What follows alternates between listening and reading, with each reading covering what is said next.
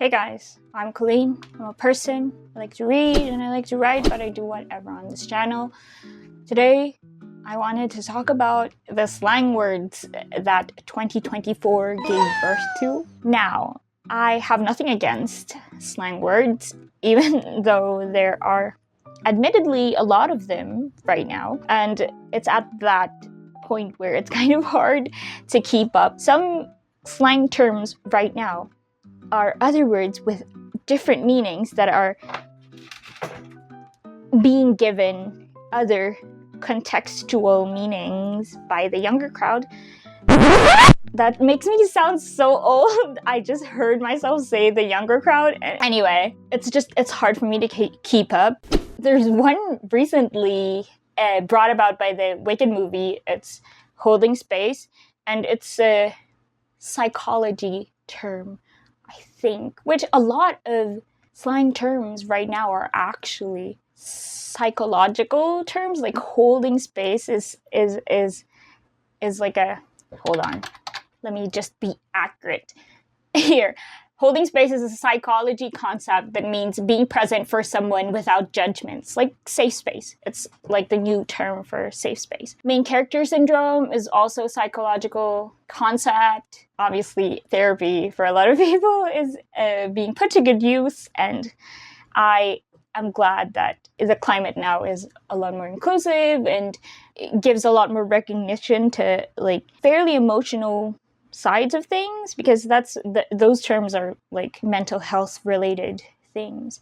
I just wanted to talk about this because I cannot make heads or tails of the different terms right now. Even the terms from before, like 3 years ago or 5 years ago, they have evolved into other terms, and I, for the life of me, cannot keep up. There's definitely a trend of abbreviating terms, like charisma is Riz, delusional is Delulu, and other terms like that. That's fire turned into that's straight gas. Do you know what I mean? It's essentially the same meaning, where something is so awesome. I guess they wanted to give it a more potent that's why they said gas, but I don't know. It's just it's funny how these things evolve, and the same concepts are given like new life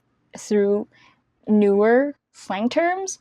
Like I'm fried, I'm cooked. There needs to be a separate segment for this. I'm cooked has become such a confusing term for me, because I have heard it used in a context where when someone kind of has a point, like she kind of has a point. Wait a minute, she's kind of cooking, is what people say, right?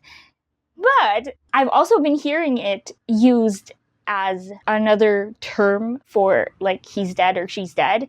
And they say that she's cooked, she's got no like hope or something. I've heard it used that way as well. And for someone who is tired, it's cooked as well. Everyone's just getting cooked. And I cannot, for the life of me, what is the real meaning of this? Somebody help me, because I don't even know. Is this still Gen Z people? Is this still yours, or is this Gen Alpha making these new words? And again, I'm going to reiterate, in case it wasn't clear, I love slang terms. I love new, inventive, innovative, ingenious ways of phrasing things. Love. And this is not like a discussion to divide us all. It's completely fine. I think it's great. It's just that me personally, I can't keep up with all the new terms that are being invented. I've also heard like taking the L, taking the W, which again goes back to my point about things being abbreviated, and other words that are being abbreviated, but they're the same meaning. Those are just the patterns that I've been noticing with slang terms.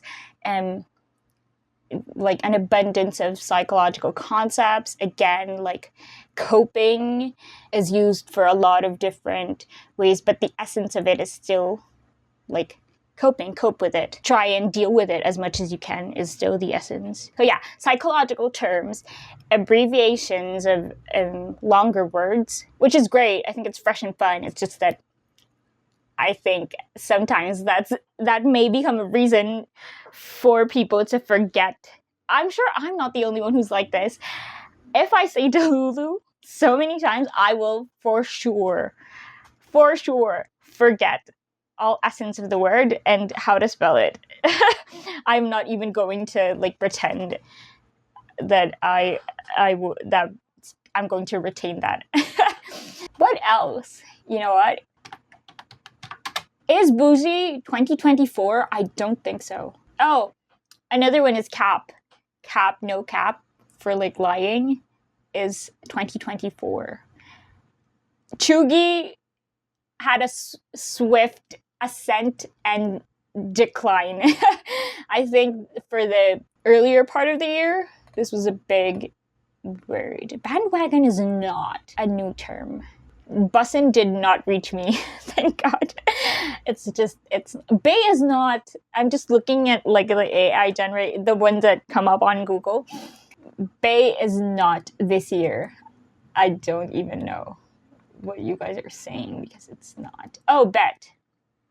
Bet is another one that is a product of 2024. I think it's a really interesting topic to like fall into the rabbit hole of, because a lot of these things, these new words had a different slang word that had the same meaning like 2-3 years ago.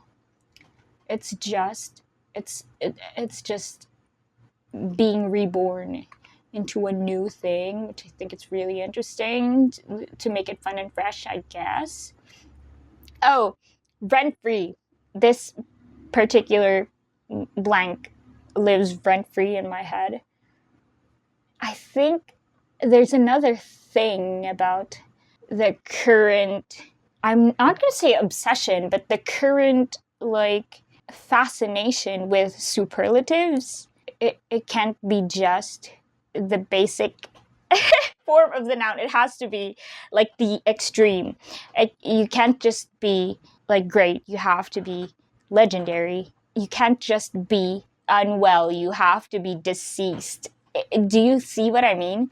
It's this fascination with superlatives, or like the most extreme version of something. Cringe is not this year. Stop. Coded is this year. Like a very accurate, almost blueprint-like similarity of traits. Is extra 2024? Shook was last year, was it not? This is just, there's so many. I'm very excited to see what terms 2025 brings us.